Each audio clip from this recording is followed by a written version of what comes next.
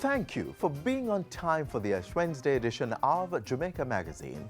Of course, it's a bit easier seeing that many of us stayed home in acknowledgement of this public holiday, which is also observed as the first day of Lent. Later in the show, we share with you the reason the day is of importance to some Christians. At the top of the show, however, we take another look at how the government is making Jamaica climate ready. I'm Adrian Atkinson. Stay with me as we turn the first page to a very important message about the Zika virus.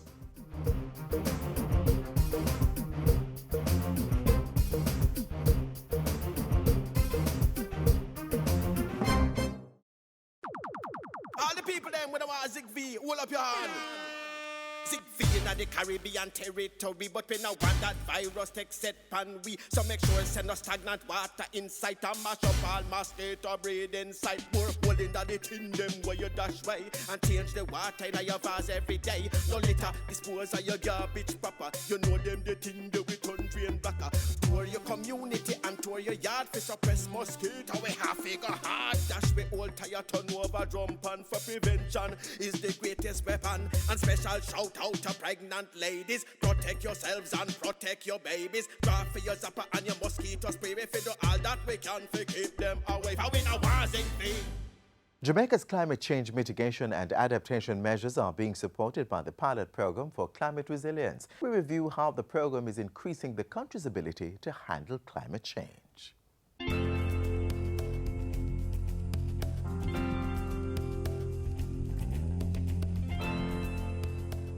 Environmental and climate change resilience continues to be a strategic priority of government in the 2015-2016 fiscal year. And to make sure aspects of that mandate is fulfilled, in January 2016, government fully launched the first assignment under the pilot program for climate resilience. That particular task has to do with the implementation of the Climate Data and Information Management Project.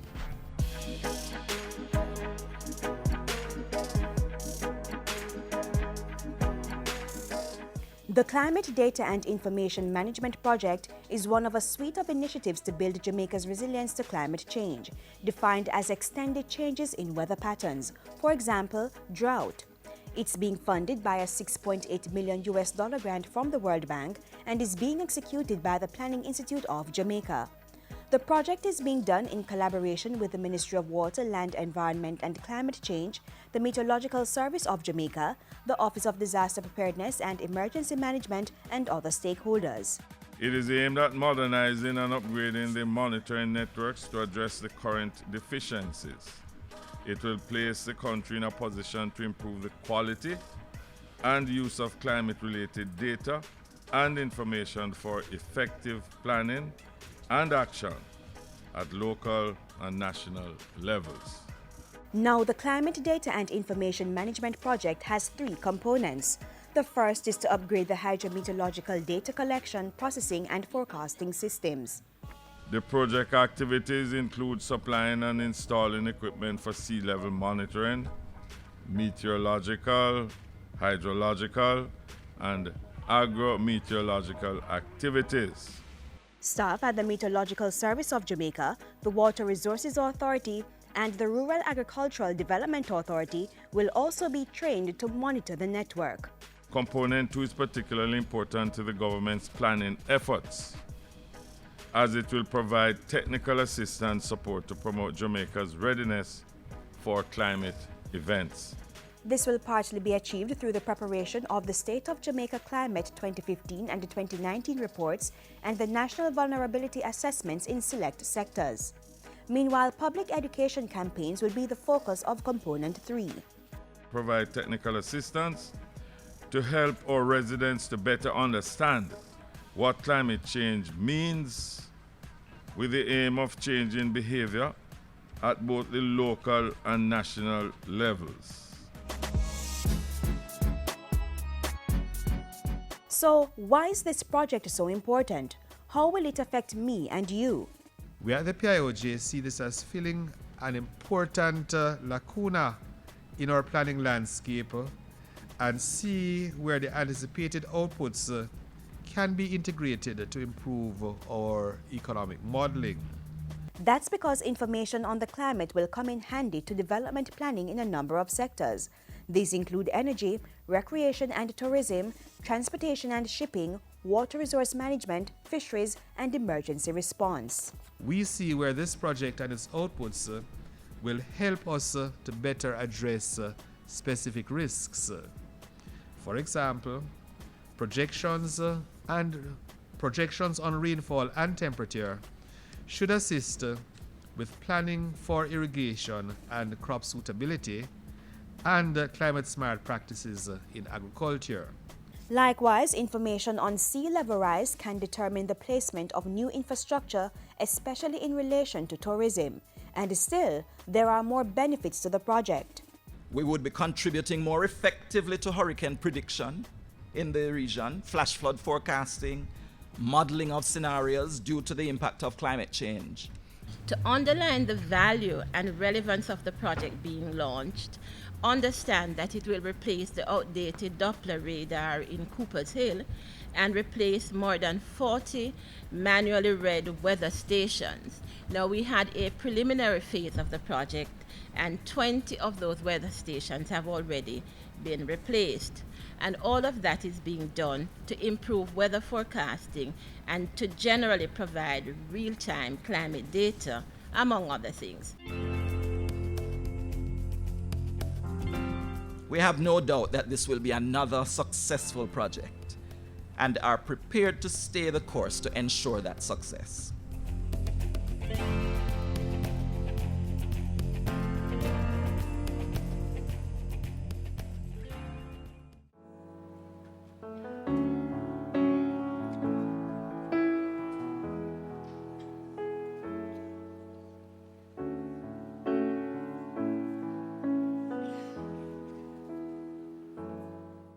Parenting is one of the most challenging jobs. To be effective and successful, every parent should be open to learning new and practical parenting styles. The National Parenting Support Commission is providing this type of training to communities through the Parent Mentorship Program. Learn how, as a parent, you can benefit from this initiative. Often described as one of the most demanding roles expected to be played by an adult, parenting presents a number of unique challenges, but also an exceptional set of opportunities. It is against this background that the National Parenting Support Commission, the NPSC, was mobilized into operation in 2013. The National Parenting Support Commission was implemented by the government solely for parental support. And by parental support, I mean supporting parents to transform their families through effective parenting. The link between parents and teachers is the most important ingredient of the education process. Therefore, the National Parenting Support Commission has been established to reinforce individual efforts, school efforts, to link with parents, to upgrade the standard of parenting. Can you imagine what a huge difference in the social climate, in the reduction of crime, in the advancement of educational outcomes if we had a sturdy, universal connection between informed parents, vibrant community participants, and schools and students. The Parent Mentorship Program is a voluntary-based initiative that serves to mobilize parents to initiate intervention programs at the community level. One such participant, Curtis Robinson, speaks fondly of how the initiative has transformed his life. There was a lot of things that I was used to do as a parent, and since I become a member of National Parenting Commission, it's like a reverse. My parenting skill become better, my relationship between me and my children, and even the child mother, the relationship is 100% better. NPSC and the mentor program come back to save my life with others. People listen when me talking, so with the experience that me get, and then look more when me know what me know already. When me can come sit down and talk to the man. We have done a series of parenting workshops.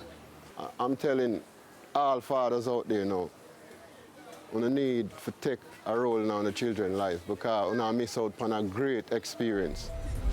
The Parent Mentorship Program, now entering its third year, was developed as part of a campaign dubbed Take the Time and is geared towards appealing to all parent groups across all platforms.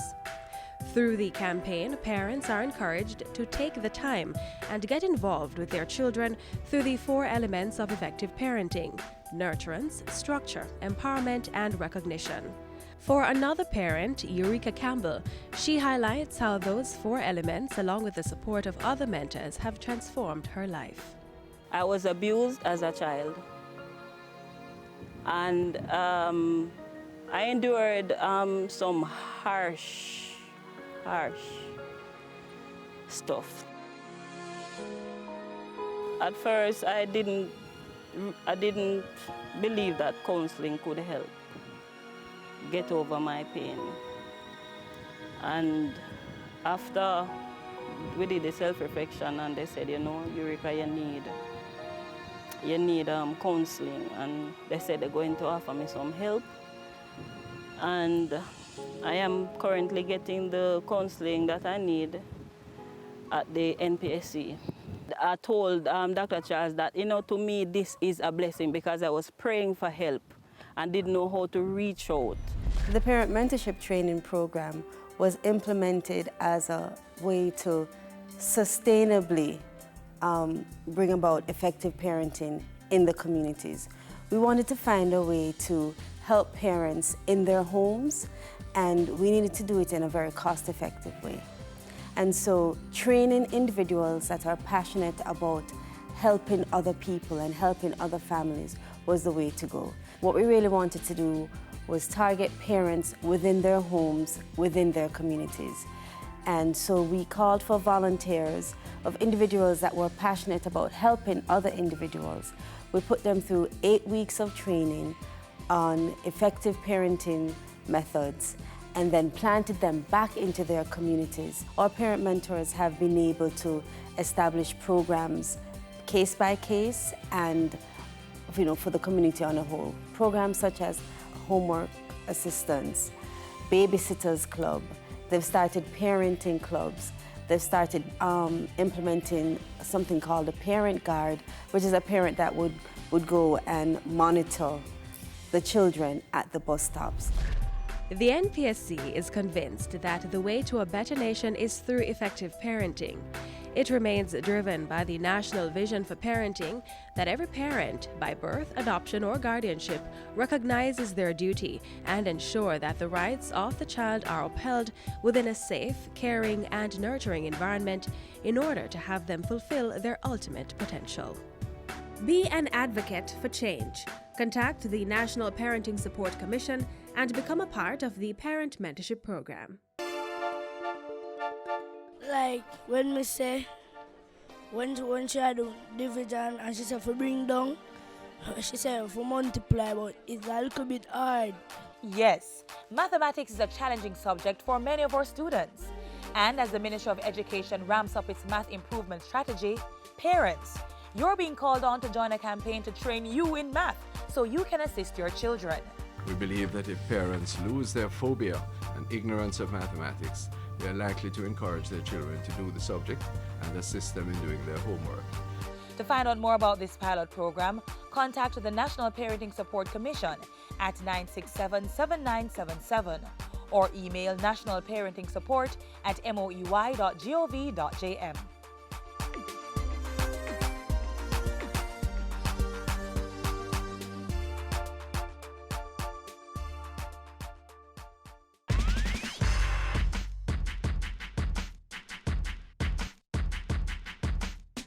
This time of year provides an opportunity for everyone to try something new. How about committing to trying something new for 30 days? Something that will positively transform your community, like giving more, smiling more, being the positive person you've always asked others to be. 30 days is an ideal time period to form new or break bad habits. Use the time to engage in meaningful activities and create memorable experiences. This is also a great way to build your self-confidence, as you will be taking bold steps to have one new experience, one adventure every day for 30 days. Making small sustainable changes will also ensure that you can keep on doing them for the long term. So, what are you waiting for? The next 30 days are going to pass anyway. Think about how you can effect change and give it a shot. Take that one step to creating a new you and a harmonious society. After all, it takes you and your positive outlook to make Jamaica the place of choice to live, work, raise families, and of course, do business.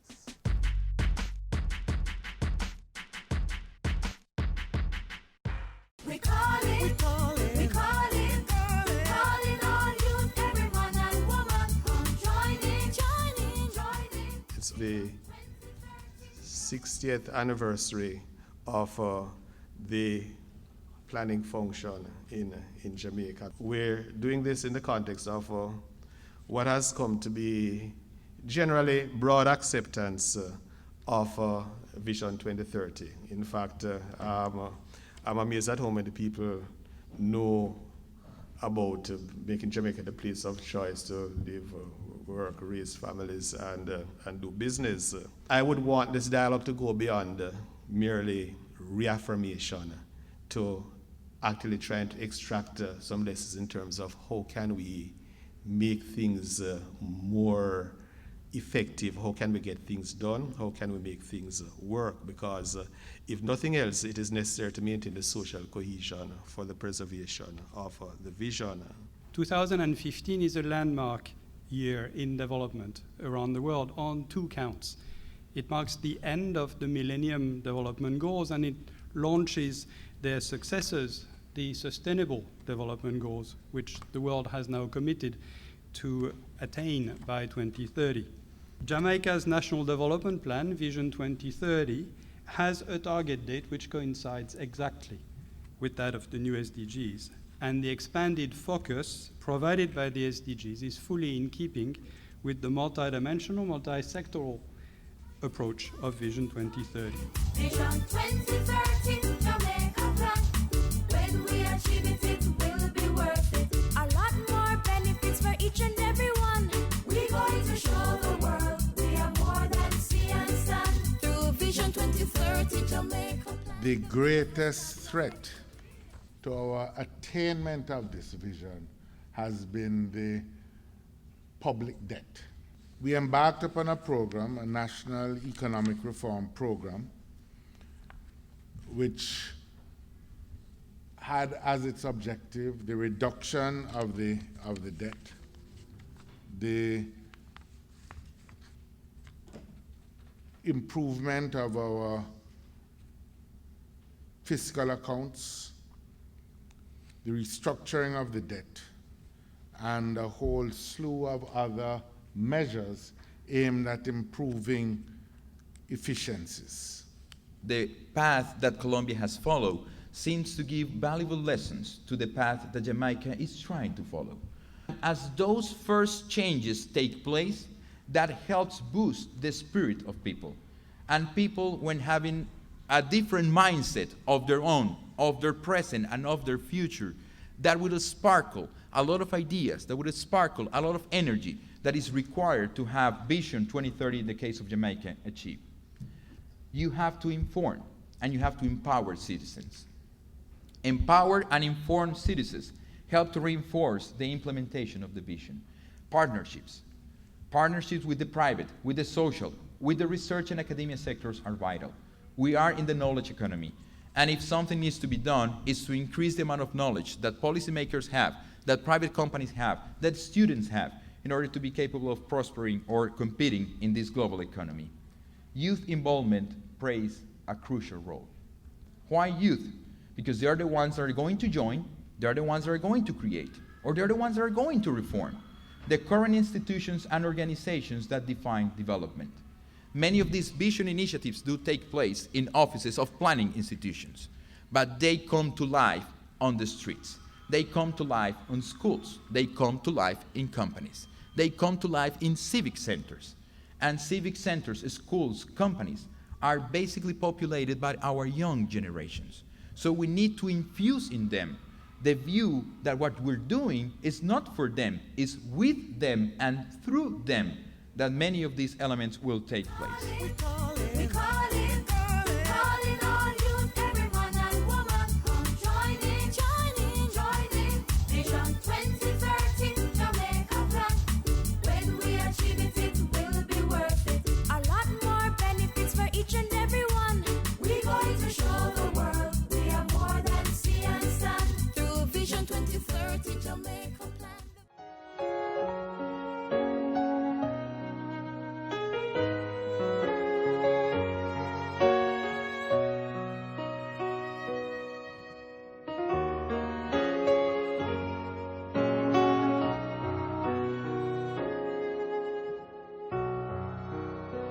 Almighty God, creator and sustainer of life, we are humbled by your acts of kindness to us over the years. You have journeyed with us through the bitter years of slavery and have brought us the gift of our emancipation. We thank you for those who, with determination, have led the way to our freedom. We celebrate another act of your goodness. For the past 50 years, we have enjoyed political independence, and so as a sovereign nation, we have been able to make our own decisions. We have matured. Hallelujah, hallelujah, hallelujah. We give you jubilant praise and thanks, oh God. Gracious God, despite our shortcomings, we have much for which to give you thanks.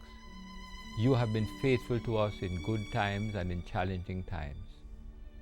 In this Jubilee year, we pause to give you thanks for all your expressions of love, O God. We celebrate and give thanks for the harmony that exists among us. Truly, we are living witnesses of what it means to be out of many, one people. We give you thanks for the infrastructural developments that have taken place over the years. We celebrate and give you thanks, O God, for the giftedness of our people, their kindness and creativity, their indomitable spirit that have resulted in excellence in all areas here at home and within the diaspora. Oh God, we truly love our country, and we thank you for making us a special people admired by the world.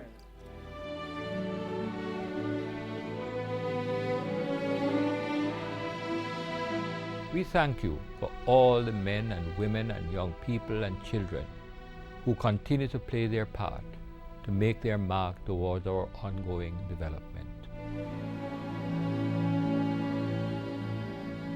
Almighty God, as we move forward, we place Jamaica land we love into your care. Watch over us, enlarge our territory, allow the reign of your peace and justice among us. Establish your kingdom among us and help us to realize our full potential. We ask this in your high and exalted name. Amen.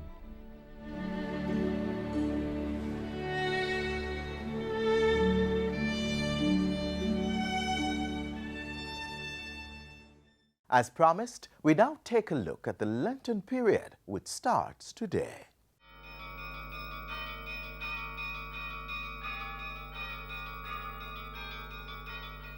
For many Christian communities across the world, the Lenten season represents one of the most important periods on the liturgical calendar. Lent begins with Ash Wednesday, a 40-day period during which Christians prepare to commemorate the death, burial, and resurrection of Jesus Christ on Easter Sunday.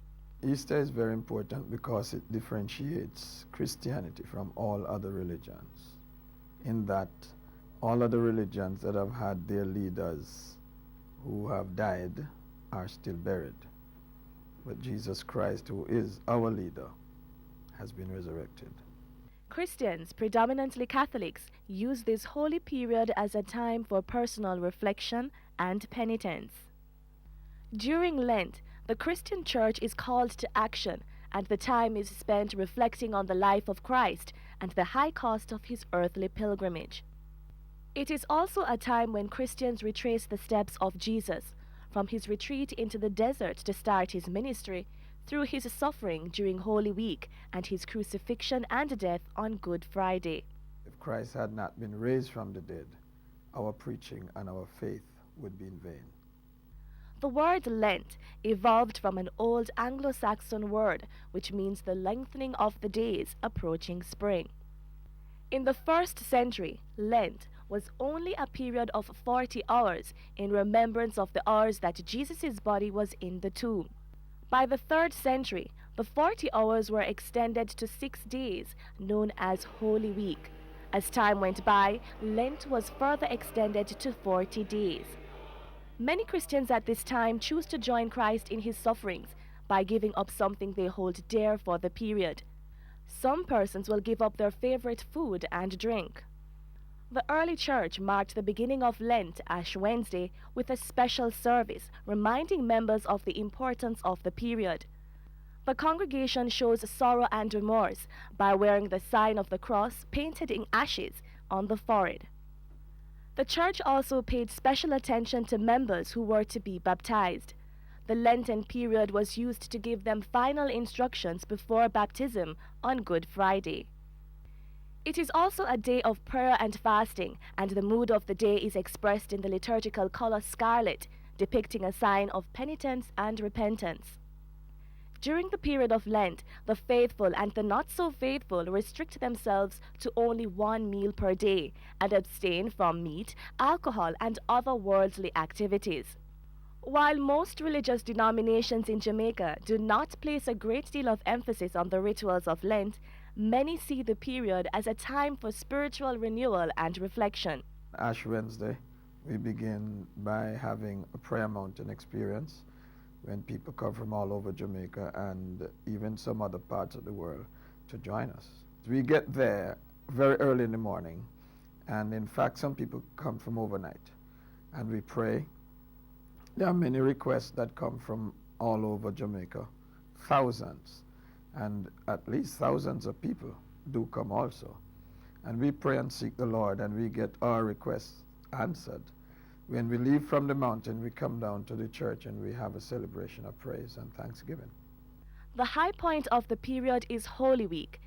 It starts with Palm Sunday, Christ's triumphant entry into Jerusalem. You may recall the chronology of events leading to his crucifixion.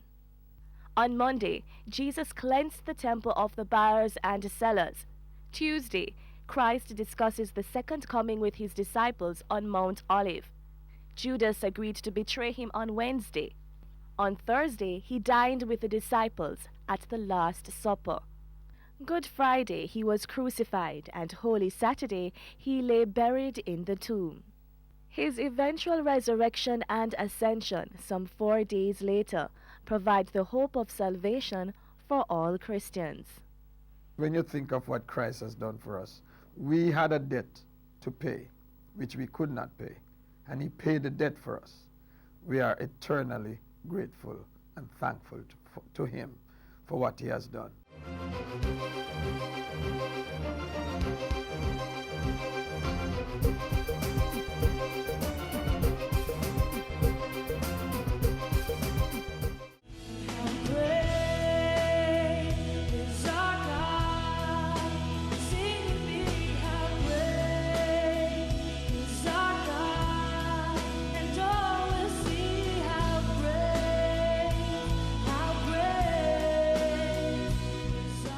Keep checking the GIS social media outlets for new information today and onwards.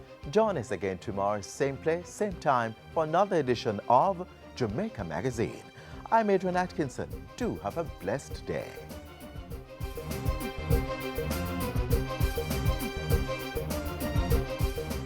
This has been a production of the Jamaica Information Service, the voice of Jamaica.